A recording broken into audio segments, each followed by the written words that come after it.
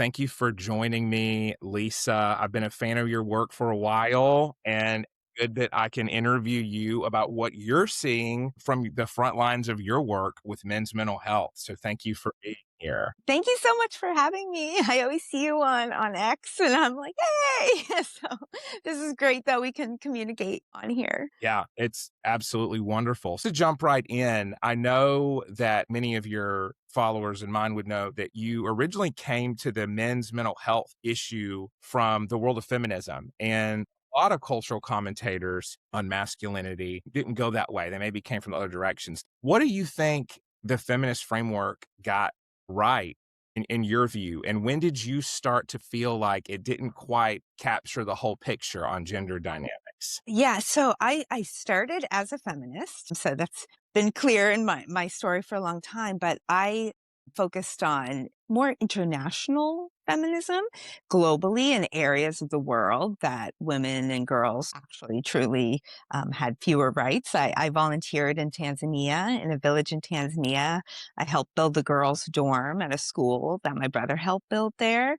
So in Tanzania, there's still, they still see daughters being sold for the price of a goat and things like that, so pretty hardcore. But then I also traveled and volunteered in the Middle East and in Central America. So I really was laser focused on specific issues around the world where girls and women were lacking equality and resources and education. And so what I realized when I got back was I started seeing like people in the West had like a false equivalency, like all girls and women everywhere were being oppressed and needed the same amount of resources and support. So that was my first like red flag. Like I even had somebody say to me, why are you helping girls and women over there when girls and women need help over here? And I'm like, I looked at them, I was like, well, really, it's not the same, So that was my first red flag. And then my second red flag, which I do believe, and I still do today, like there's places around the world where girls and women need support and resources, but there's also places around the world, a lot of places where boys and men need help too, just not even just in the West, but in different areas. But then my second red flag was back in 2017, the first women's march I went to, and I saw a little girl on her father's shoulders. And I had nothing against the father. He thought he was doing the right thing, like bringing his daughter to the women's march. And I Right. looked and that's when I realized, I was like, wow, like we're instilling a victimhood mentality in this little girl before she could even spell the word victim. Like she didn't understand the concepts or anything, but she knew from that point, the world treats you less than, we need to march for you. And we're talking girls and women in the West. I grew up in the 90s, girl power. I grew up in the mid-aughts to the 2010s with all the girl boss, we've been supporting and encouraging girls and women to the max. So I realized it. I was like, we're instilling a victimhood mentality. I thought like nobody realized it. I was so naive. I was like, this is like a huge revelation. Like we can stop this. So I wrote a little children's book for girls to try to fight the victimhood mentality. And I was going to DC all the time and trying to meet with people. I thought the Right. Democrats would love like this new angle. Like, how about we just stop with this victimhood mentality? None of them wanted to meet with me. None of them. I was basically like laughed out of the office. But at the time, the Republicans wanted to meet with me because they were looking for new, different angles to address women's issues. Because especially at that time, they were viewed as like the anti-woman party. So I was like, okay, this wasn't what I expected in my naive thinking. I was like, I thought it would be the Democrats who would want to think about new ways, to help girls and women. So I even once, rest in peace, I got in a little bit of a spat in front of a whole room full of people with Dianne Feinstein. I called her out in front of a whole room of our constituents.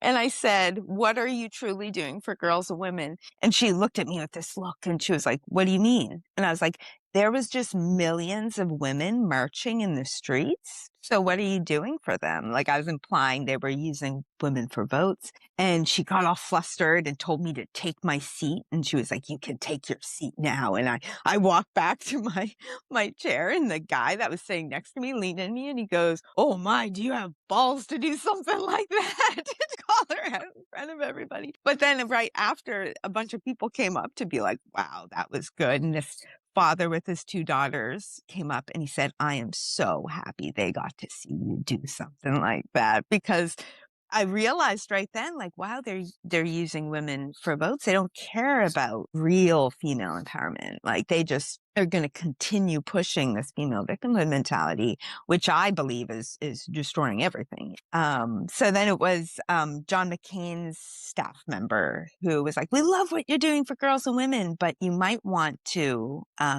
start looking into boys. They really need our help now." So that's when I went home, looked into it, and found this whole kind of underground movement for boys and men. That's where I found Warren Farrell. So Warren Farrell has been a mentor of mine for 8 years. And then so I just started deep diving, and I've been learning all along the way. Like I'm constantly evolving my views and my goals and my messaging as I learn more, because I've messed up too, people had to tell me something. I'm like, oh my God, they're right. But that's when I realized it. And once you see that data, once you start seeing all the information, it's like your brain breaks, you realize, wow, like I believed a whole other reality. And Yes. it's not that, like we need to do more for boys and men. It's critical. You said it superbly. So much to dive into there. Yeah. I'm glad that you were able to meet Warren. I mean, how did that come about? That's such a huge thing to jump into. So I was tweeting for a while, and member he's had for years council to create a White House council for boys and men. So he's Mhm. been doing it throughout administrations. These people have been on the council for decades now, trying to create this council. So a member of the council was following me on Twitter at the time. I'll probably call it Twitter a lot because I'm Same. still like the Twitter girl. But Love it. I love that yeah, name. I know. I miss it, to be honest. But he reached out, was like, I know I'm on a kind of group led by Dr. Warren Farrell, and I think you should come join the group. And I was like, okay. And so then I met right then, and then we just dove in, and he's been such a great mentor of mine for so long. And I feel like finally there's been some like work being done finally. Like we have the bill in Congress right now to create a council for fathers and sons. So it's like a iteration of what we were pushing for. So I think it's finally like coming to fruition, and just Warren's, I mean, he's working on a new book too, The Man Crisis, as the follow-up to the Boy Crisis. Yeah. So very exciting stuff. That is extremely exciting. So, one of the things that really got me about your work is that when you wrote that article about demonizing male ambition, how we need to stop, you observe that male energy doesn't disappear when it's undirected. Instead, it destabilizes. That's something that really resonated with me in my clinical work. When men don't have anywhere to go with that desire to provide or protect or control their emotions, they tend to find other pursuits for that and other less adaptive forms. How did you start noticing that in your life, that men didn't have this purpose and they were taking that energy into other pursuits? At what time did you start putting that together and saying, okay, there's a problem here? Yeah. So it's funny because with the shaming or demonizing male ambition article, I felt like, because I've been talking about it for a long time, like how we put boys and men down and boys in school, it's time for Mhm. women to step up, like step aside, all of those things. And then also only focusing on any mistreatment of women throughout history, and looking at like the world was built by men for men, and, all of those narratives that are out there. So I've been Yeah. talking about that for a long time, and how ungrateful we are for, how far we've come. overcome thanks like severely to men, But it was a couple weeks ago where I saw an article in the Wall Street Journal and they were talking about podcasts and the male dominated podcast space. And they were framing it like it was some sexist thing towards women. And they were focusing on a Maria Sharapova new podcast on ambitious women. And I read it and I was like, these men, they're shaming Joe Rogan, Theo Vaughn, all these people. They're ambitious men and they're out there making good content that people want to listen to.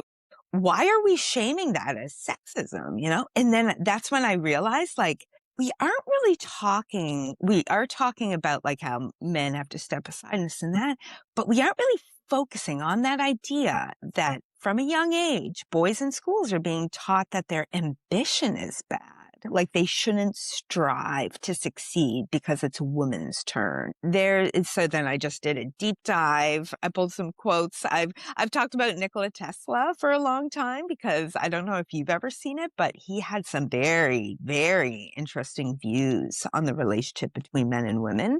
And I mean, in my opinion, he was genius, a century ahead of his time, And so even in this area, he was also on point, and he warned that if we try to like shame male ambition and make men and women exactly the same, that might actually hurt our innovation and stuff, because he saw that a lot of male ambition was fueled by a desire to impress, to get women, to move their way up the social ladder. So I just did a deep dive on that. And it's interesting because you're right. Where does this ambition go?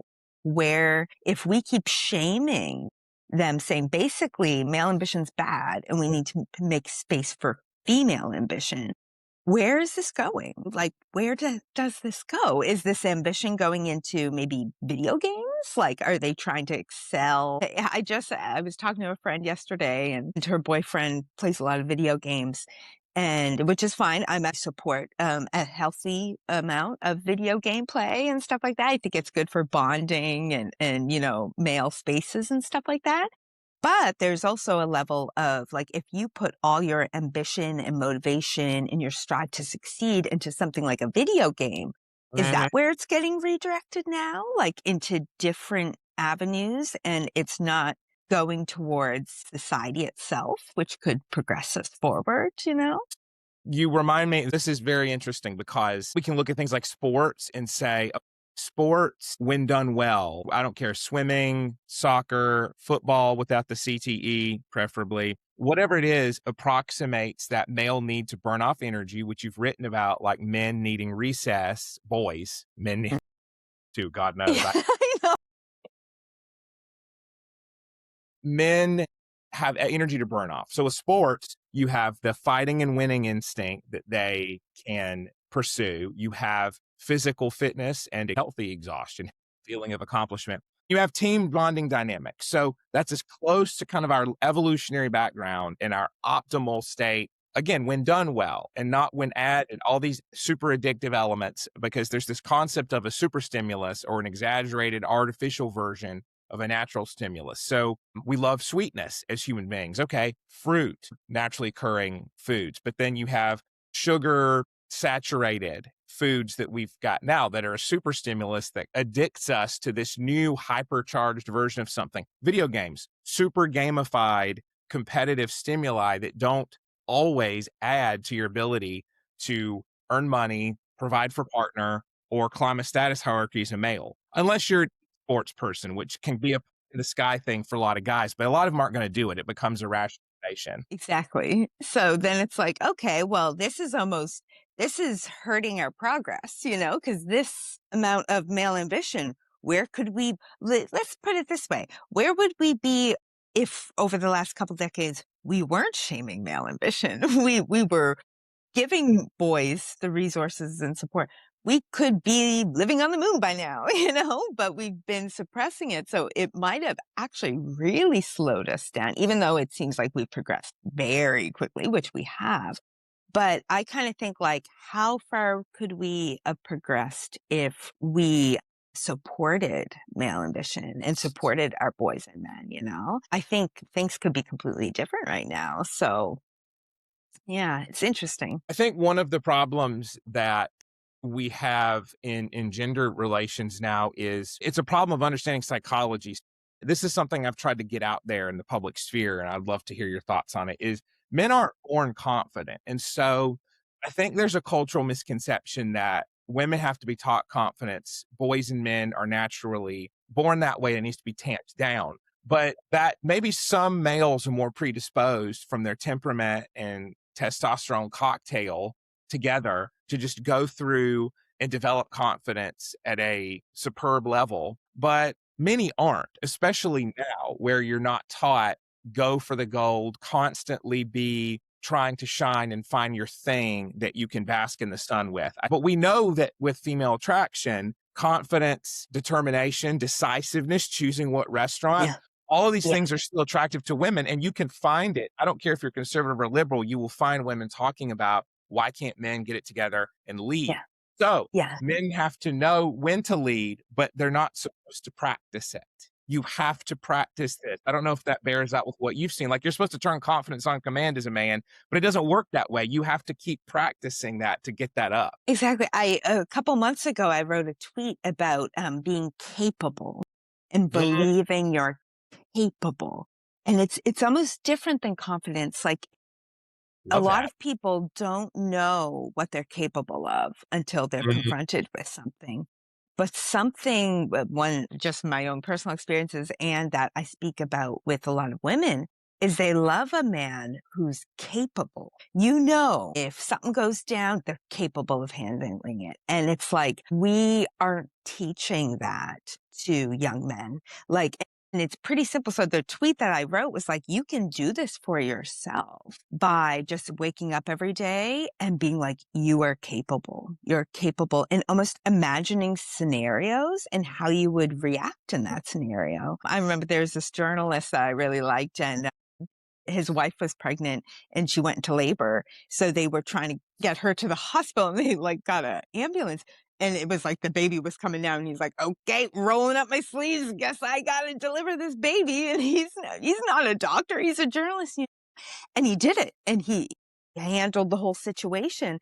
And it's like that sense of being capable, that is what like women find very attractive. And we're not teaching young men confidence or anything like that. If anything, we're teaching them the opposite. We're breaking their confidence with this illusion that they're born confident.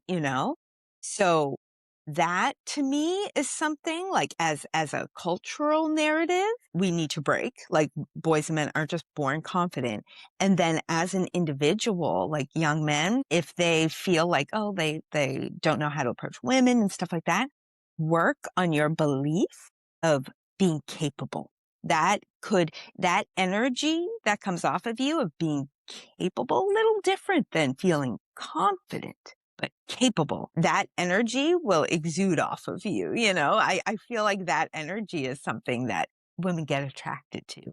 That's a really great way to reframe it and to avoid the kind of cockiness and arrogance debate, because it becomes such a tired thing of why do women like guys who are a-holes? Like, well, go look at what they're doing. It's not That's a factor. The a-hole factor is what we would call in behavioral science confounding variable, because it's actually that competence and that self-assuredness, and not the Yes. after effect of that is that some men just don't care Yeah. how they come across or what they do. It's an Yeah. after effect. Yeah, there's like a difference between, because confidence can easily slide into cockiness or Yes. egotistical, or treating people worse because you believe you're better and stuff.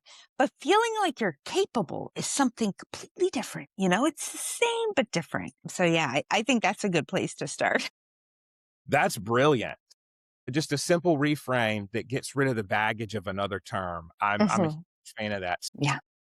Segueing from that, I think it would be good to ask you what you think. This is probably a loaded question, but what you think therapists should do more to improve men's mental health. We just named one thing, is Yeah. teach men to be capable, but how else are we missing the mark or Yeah. They're my colleagues doing everything great. Just kidding. So what Yeah. do you think? I would even rephrase what you just said, not even teaching boys meant to be capable, but teaching boys meant to believe they're capable. Yeah, so that's the difference there because technically everybody's capable. It's just your belief if you are or not. And that confidence that comes from that. I always start off whenever I'm talking about mental health and stuff. I'm not a mental health professional. So these are what I've picked up on through my years of advocacy work and just my own personal experiences as well. But definitely our mental health system is structured under a feminine model. So, talking, sharing your feelings, and it's mostly women today, and it keeps increasing of female therapists. And we seem to be almost like blaming and shaming men, like you need to change for our mental health system, for our feminized mental health system. That's like victim blaming, like you're the problem. So you need to change to be more like women so you can fit into our model of therapy. So I don't think we should be telling men that they have to change for our mental health system. I think we should be changing our mental health system to better support men's needs. So we shouldn't be telling them you have to even it's like talk more this and that. We're basically shaming them for generalized natural traits. So I think we need to give a hard look at our actual mental health system, be like, how can we make this work for more traditional male traits? So that could be reframing therapy itself as just like you sit and talk to using different methods. We talked about this before because you specialize in EMDR. And Yes. that's something that I went through EMDR myself. I had a therapist and we did EMDR because we needed to structure memories and a traumatic experience, accident from when I was a child. So I did EMDR. And just if you want to give a little like explanation of what EMDR is, just so people like know what it is. So EMDR is eye movement desensitization and reprocessing. And it's a therapy that has the client bring up the memory trace, the thoughts, emotions, body sensations of a disturbing memory that you then pair with either eye movement, rapid eye movement back and forth, or tapping to stretch the memory. Have you think about that upsetting memory while constantly feeding in a sense of present safety that helps your brain to catch up and say, let's play the movie out to the end. For us millennials, play the VHS tape to the end, or for the Zoomers, play the MP3 of the YouTube video to the end. Be done with it, right? Integrate it as past format, semantic memory, rather than this intrusive episodic memory. Yes. Great explanation of it from I a mental practice. health professional. It's my But thing. it was funny when I first started, my therapist said basically like imagine a file folder and that file folder is the memory and you open it up and all of the files are all over the place. They're unorganized. It's a big mess. EMDR helps file it properly into that file folder. Then you can close it and it's there. Your brain can like go to it.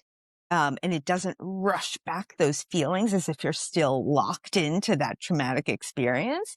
And it worked wonders for me with that accident that I had. And then when you heal those things, it helps you move forward in all aspects of your life. So I believe EMDR therapy for men should be promoted up the yin yang. That, because you don't have to talk, you don't have to share your feelings. Basically, it's okay, this thing is what's bothering me. And then it's all like logical, it's scientific with the eyes and everything like that. And I feel like that's an approach that we should be promoting for men's mental health. Like it's a safe way of being like, your traits aren't the problem. We're going to think of new methods to help you with these traumas and stuff you have to work through. So like EMDR to me, like I think we got to figure out a way to like promote it like crazy. Yeah, so that was one way. I don't know if you wanted to add anything to that. Yeah, you nailed it. And to unpack it a little bit, there's actually a superb effort across the pond, the Men's Psychology Center, Mhm. spelled Centre, as it's British, Yeah. with Dr. John Barry. He does a lot of research on masculinity. And now Roger Kingerly, badass name, is one of, as a therapist with, I mean, how many decades of experience he has, working with military veteran males and civilian males. And he's a big EMDR proponent. And he and I have crossed paths. Like I've asked him if I could have one of his charts to use in a presentation I did for EMDR therapists here in America. In my state here of Georgia, where I did like EMDR for men, I got a good turnout. I did a whole lecture on it. And men have what Roger would call this reflection abandonment mechanism. When they start getting in their own heads, they will push that away and they experience externalizing symptoms of trauma, addiction, lashing out, anger, stuff that points to deeper hurt, but that doesn't outwardly say, I'm hurting. And so EMDR, you just said it, helps the person to lock into that signal of trauma, reprocess it with some verbalization, but minimal. Or even if Yep, you want, minimal, yeah. more bad stuff's coming up. And so, okay, go with that. So there are some efforts here in America. I think EMDR gets branded differently, and probably in Britain for the most part, except for those guys. But I think we have to say, look, the therapy is very gamified. It's very structured and sequential. You have a clear task there. It's not pity based. Pity for men in therapy is the kiss of death. EMDR is far from that. It says, let's lock on to the negative stuff, get in that trauma matrix, get the signal, go in, you become Neo to those memories. You start to have power over them. And it's so objective. But there's also, for women love EMDR, and there are many women who like objective therapies. I don't want to paint with a broad brush. There's women who don't want fluff therapy. I had a female client who's like, you know what? I'm tired of the way therapy has this helplessness. I have plenty of women come to me for that. So I'm not painting with too broad a brush. But for men, therapy that says, what's the negative thought you have? What's the emotion? What's the memory? Let's go in and let's change that so you can get back into your life. That's what men need in therapy. That's what they prefer, is no pity, something that's coaching. Men go to AA at almost the same rates of women. I believe that still holds true. What does that say? Group focused, mission focused therapy is what Yeah. men like. Yes. I would agree 100% with that. And again, going back to how can we change our system for them? It hasn't worked telling men they're the problem. It hasn't worked. Like, you need to change for them. You see the suicide rates have gone up. The gender gap has Yes. expanded since Yeah. this whole toxic masculinity, open up more, be more like women. Things have gotten worse since then. So obviously what we've been doing isn't working. So I think it's time to like change that system. Also getting more male-led therapy solutions, Sure. more male therapists, more male psychologists. 80% of psychology students today are women, and it's shrinking. So it's just going to exponentially, like, fewer and fewer male therapists. And we discussed before, I'm a woman, so I don't have firsthand experience. I can't speak for men, but I do have an experience where I feel could be the closest thing to what some men experience in therapy that you could possibly get. Because that same therapist I had, and don't get me wrong, I'm very, very grateful for the work that I did together with my therapist, healing over my accident from a kid and everything like that. But I was sharing with her, this was back 7 years ago, and I had just coined the phrase, the future is everyone. And I was very excited about it. And I was like, yeah, this is the way forward. So I shared it with her, and I saw her flinch in the room. And I was like, oh, that was kind of weird. And then we moved forward for a couple minutes. And then she said, I got to circle back to something you said. Like, that was kind of offensive. Like, I didn't like that. The future's everyone. Like, it seemed like it was like an attack on me or something. And right then and there, I realized, oh no, our relationship is about to end because I can't move forward thinking she has this view of me as like an anti-feminist or something like that. And it hurts our trust in a relationship. So I realized right then, oh my God, this must be how a lot of men feel when they go to therapy, female-led therapy, or under the structure of like what they teach in school, gender stress studies programs, the patriarchy, all these ideological beliefs mixed in with therapy, where they feel like they can't share their views because it's like they're afraid that their therapist is going to be like, well, you're a man, so suck it up. Or like, you've oppressed women for so long, or these beliefs are instilled in their therapist. So I hear a lot like, well, I don't want to go to some feminist therapist and all this kind of stuff. And I see where they're coming from, because instantly when I realized that our ideological views were out of line and it was offensive to her, I realized we can't have that kind of trusting relationship. And if we did, I'd have to walk on eggshells. Now, that's not the place you want to be as a client with a therapist, is to walk on eggshells to make sure you don't make your therapist upset, like that kind of defeats the whole purpose. But yeah, so I feel like more male therapists are needed. Um, Hopefully we can kind of break down these like ideological walls and stuff that we're teaching in school, like men don't have all the privilege and all of those things, so that we can better like effectively address men's issues where they feel comfortable going to a therapist without feeling they're just going to be blamed and shamed because they're like part of a group, the evil patriarchy. But yeah, so more male therapists we need. Yes. Yeah. Well, a few things there. Number one, it's not our job as therapists to get offended. I've said that to clients before. Like, if a client's coming at me and they're angry about something, which happens, like I used to work in a more intensive care setting, and people will bring in a lot of baggage, and they'll bring in baggage that isn't yours to hold as a therapist, but it is, because that's the job, and you have to respectfully respond even to that if a client's outright verbally attacking you. And you can draw boundaries and say, I'm going to have to end the session if we can't come to some reasonable way to talk to each other. But certainly when someone shares an ideological difference with you as a therapist, because I've worked with clients who have a range of ideologies, many of which I don't agree with. It's not my job to intervene and say, hi, I don't like that. It's my job to be respectful of their beliefs and work with them if I can. Like, if I had clients who outright had immoral things I couldn't support, then I would say, well, I can't really speak to that. That's not something I can help you with.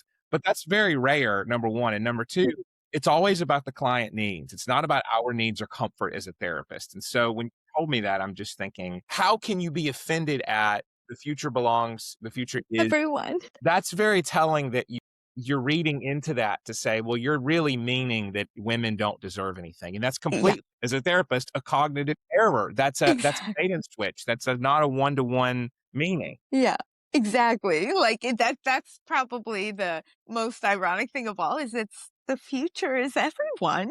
Who could go against something like that? It just kind of exposes what's wrong today. Like if you get offended by the Hmm. future is everyone, Yes. then there's something wrong with what's going on today, because no matter what, the future should be viewed as everyone.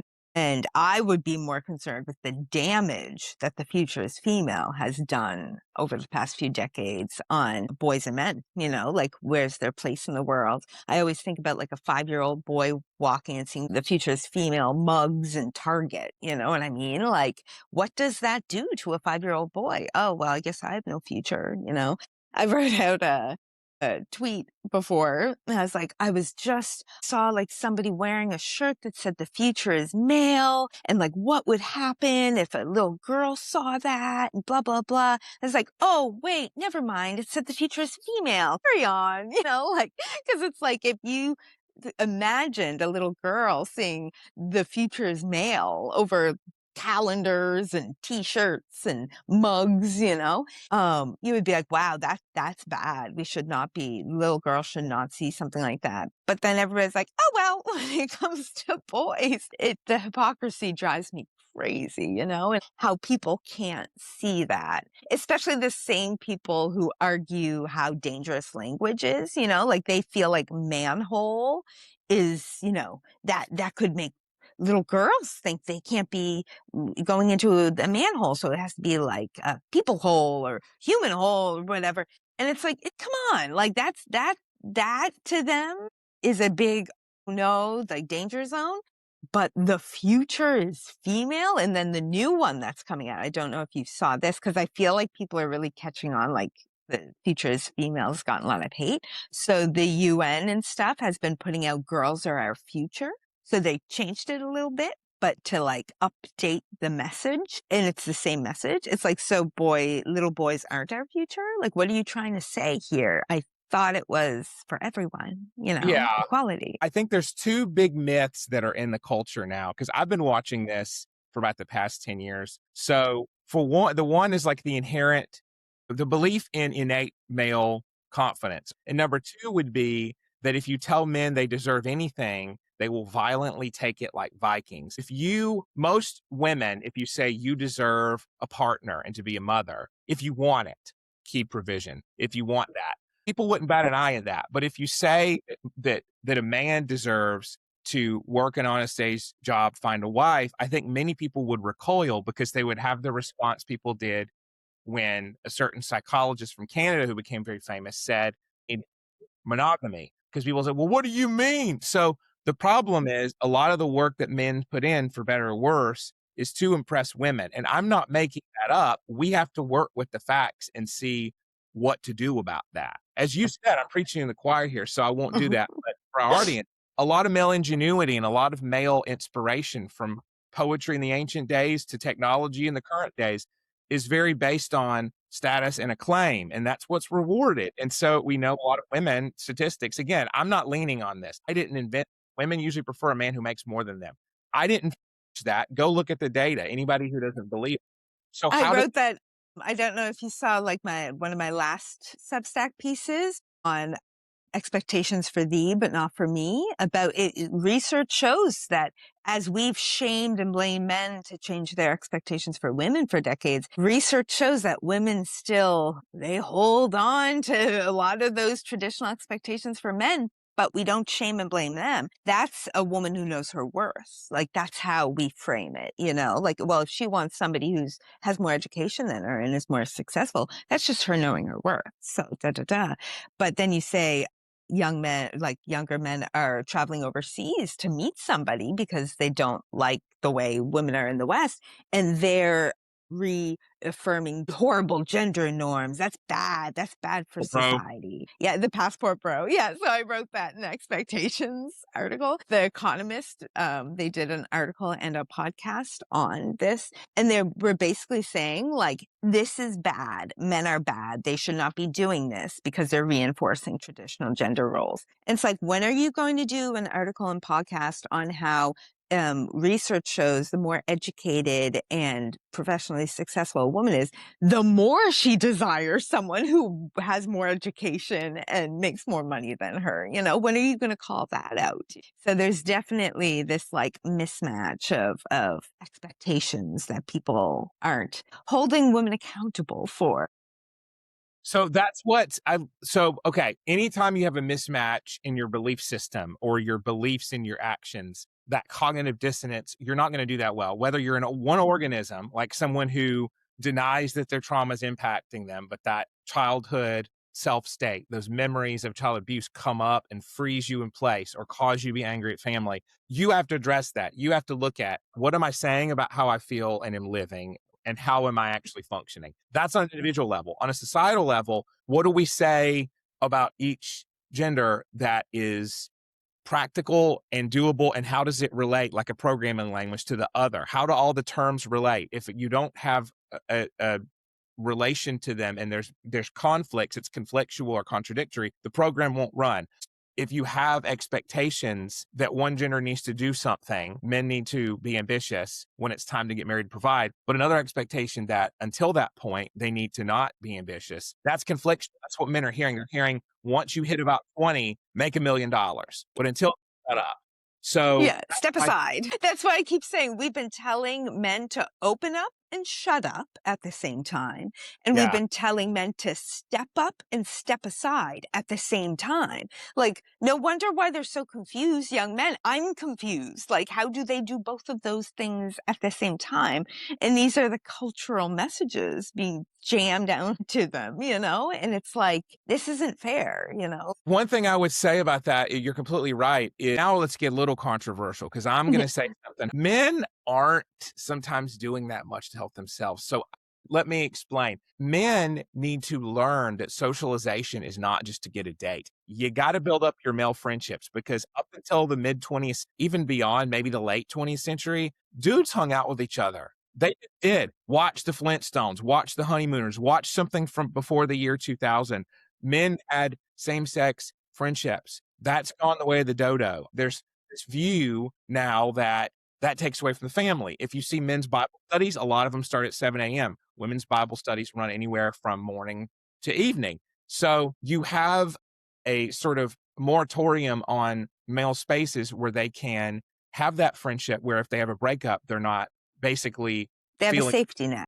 they do. So men have to advocate for that and build that. They just have to do that. And men will do anything to earn a chance to be with women. And that's not necessarily selfless. A lot of it is lust driven. They think being pliable is the way to do that. You end up with men who are constitutionally, emotionally weak. They will do anything to get female attention. And that leads to the kind of outcomes of, oh, well, I'm not going to say anything about my needs. So I think that's the perverted version of a sacrifice instinct. Men have a beautiful instinct to lay their lives aside and to provide. But when that gets twisted, it becomes I don't care about men, even other men, younger men. I don't care about the next male generation. I care about getting mine. And I see that a lot. Women often have a stronger sisterhood urge. And it wasn't always this way. It's what drives me wild is I don't think society could have gotten where we are if men, and did you see that viral tweet about like male supervisors taking on females in their 20s as their proteges and not helping other men? Yeah. That I Yeah. don't think that's always how it was. I really don't. I Exactly. think it's Yeah. unique. I wondered your thoughts on that. I know I'm kind of going off here, but Yeah, definitely. And something I always say too, I get accused a lot of pushing a male victimhood mentality, okay. which I hate. Of course, I don't. I'm calling out the hypocrisies. I'm calling out the issues. I'm calling out the problems. I began this by fighting the female victimhood mentality. The last thing I want to do is try to like almost fuel a male victimhood mentality. So everyone has agency. Everyone has adversity in life. No matter what society itself is doing, the structures, yes, they are working against boys and men today, but then you have the ability, you're capable, just going back to what I was saying before, Yes. to move through those flames. So I want to make it very clear that my goal is not to push a male victimhood mentality. And you have agency. You have agency to get stuff done, to become the person, the best version of yourself for yourself and others. Yes. And there should never be just like a giving up kind of thing because of our sexist societal norms today.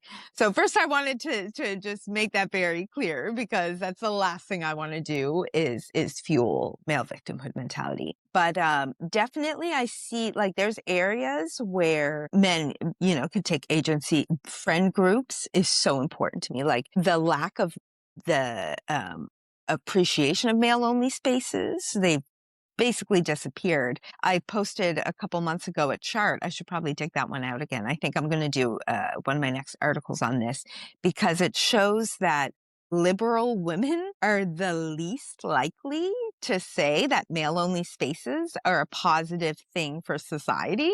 And it's like, don't you guys realize like men need spaces? They need the bonding. They need like, it's this kind of leaning of no, it's negative for society. Yet you see women only clubs and women only spaces and everybody celebrates it. Like I remember in LA, they came out with, it was like a female only kind of like private club for people in the industry, producers and stuff like that. And everybody's celebrating it. Yay, this is so amazing. But it's like, but you literally abolished all of the male only spaces saying women had to join, like they had to be allowed to join. So it's like, well, we as a society need to recognize that male only spaces are a positive thing for society. Like, I think people just think it's like, oh, if men get together, then it's all dark and they're bad and stuff. It's like, no, we need more things like male sheds, the male sheds over in the UK.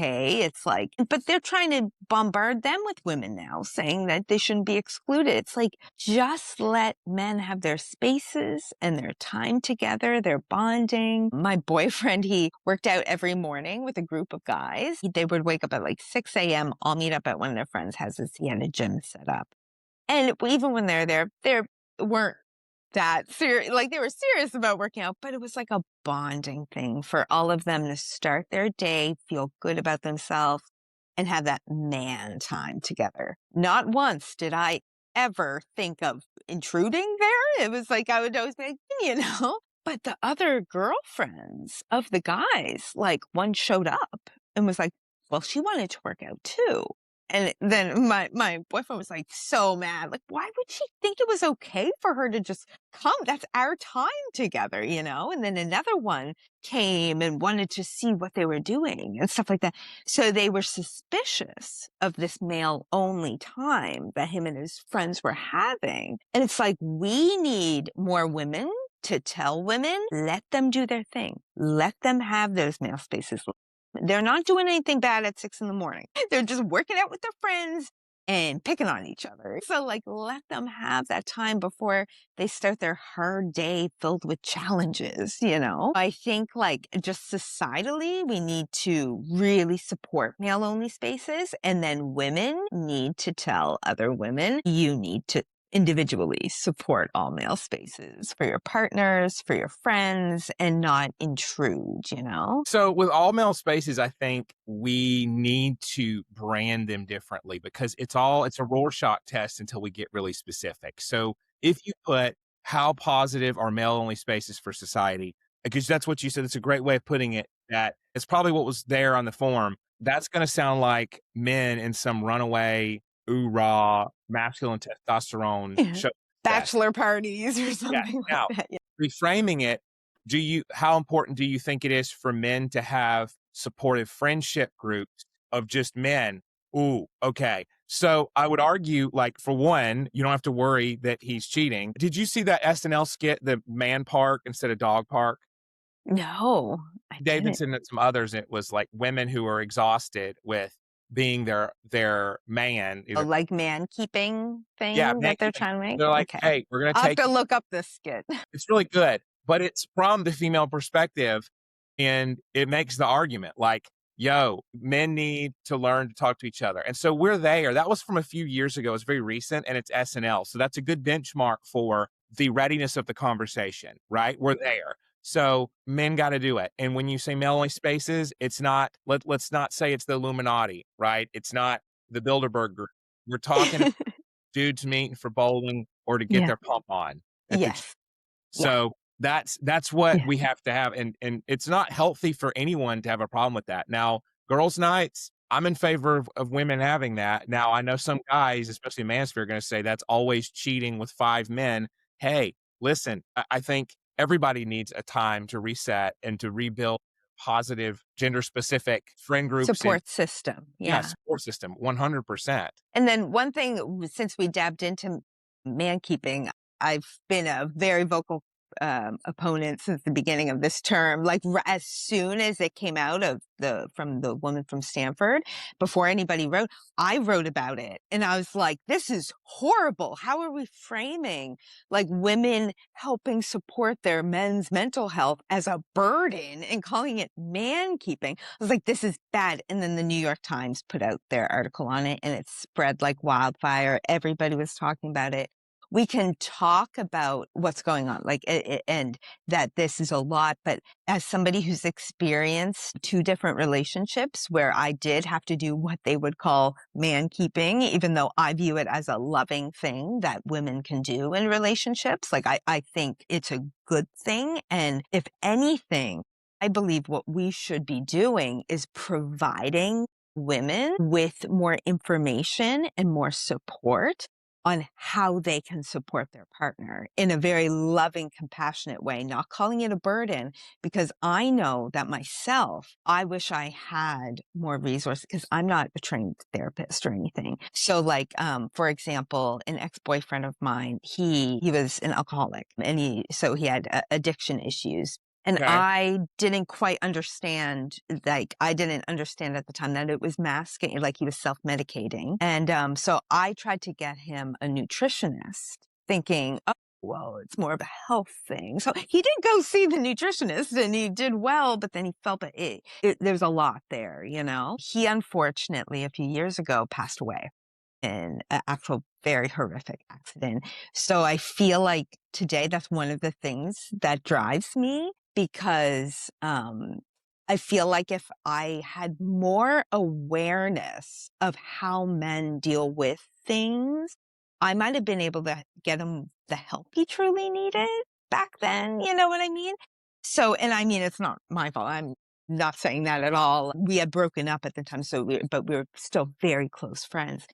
But it makes me wonder, like, if I had some sort of resource support, like, "Hey, ladies, you're awesome for helping your man work through his issues.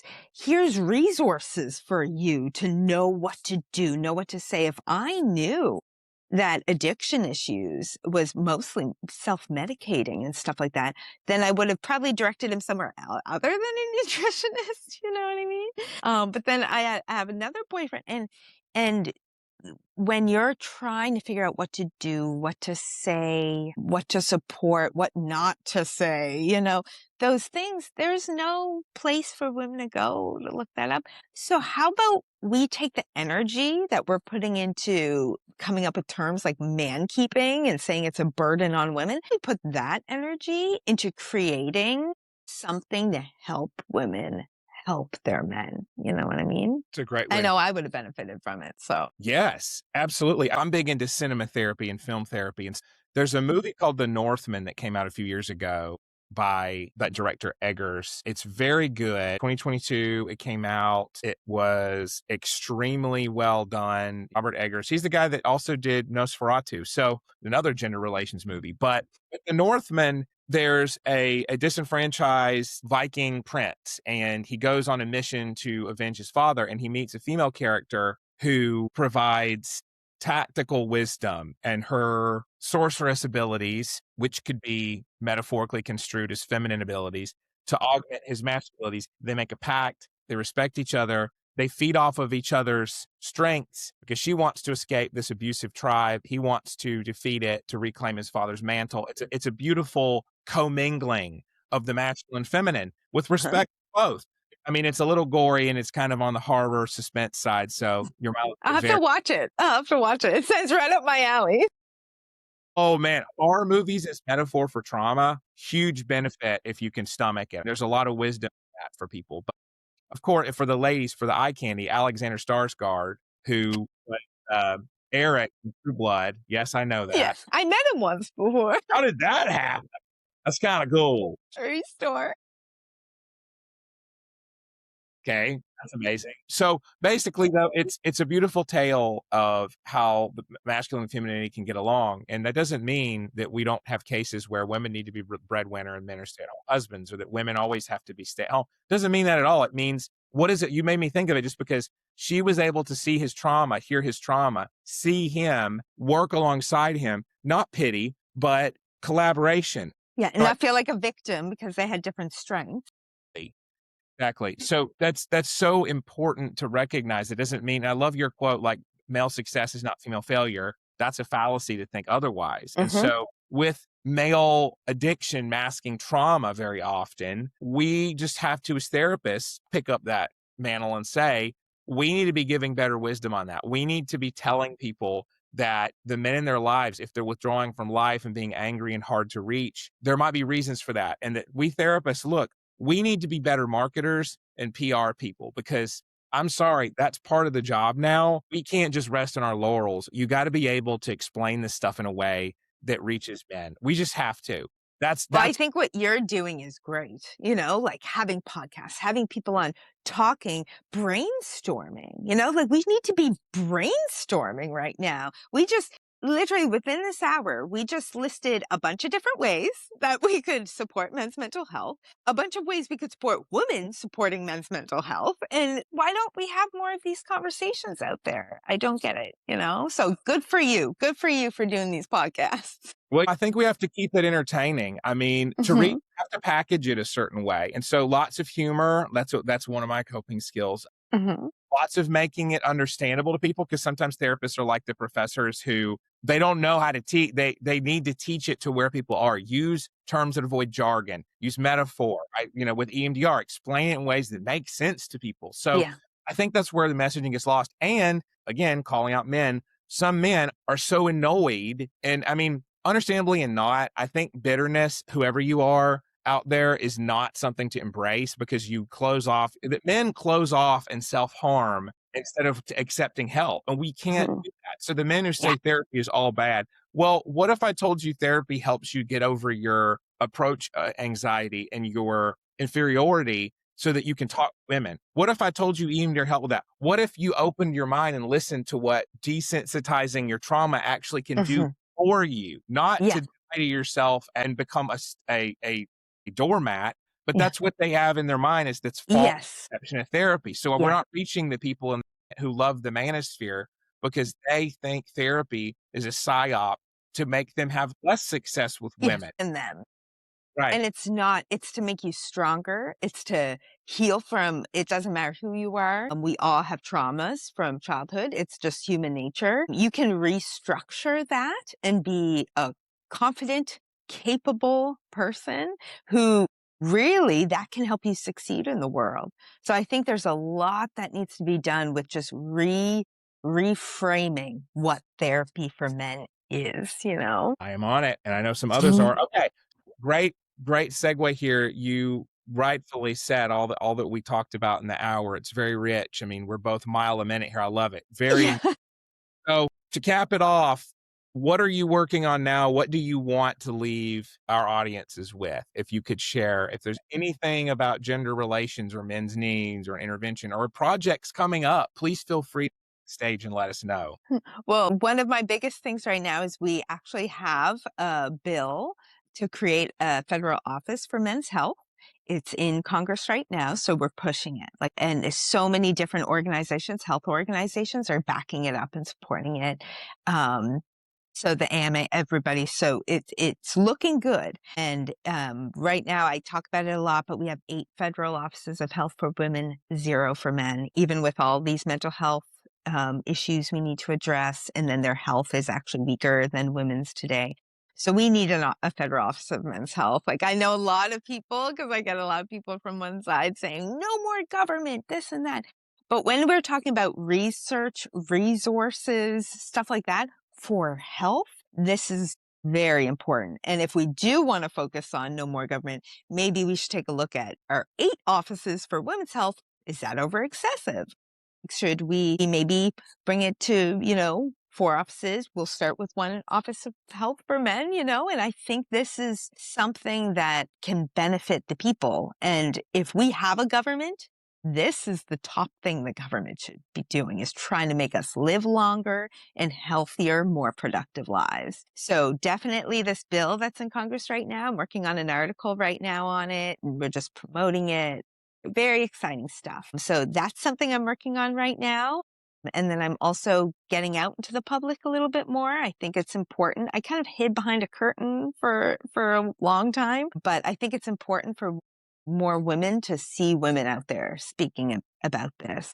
And I feel like ever since I did kind of step from behind the curtain a little bit and open up more to who I am, it has been taking off and more women are coming to me saying, I agree with you. I've been repeating what you said to my hairdresser, stuff like that. So I think it's important. So you'll probably be seeing me on more podcasts and stuff like that. And let me know if you think I'm wrong about something, if I could fix something, change my views on something, let me know. I read my comments and I don't get defensive. I've grown from probably my best growth has been from the negative comments where they were right. Definitely as I'm getting out there trying to do my best to spread the message. Yeah. So let me know what you think, how it should go out there as it grows. So that's what I'm up to right now. Well, thank you. This is amazing. We'll have to do it again. So much room to continue the conversation. Thank Yes. you much. Thank you.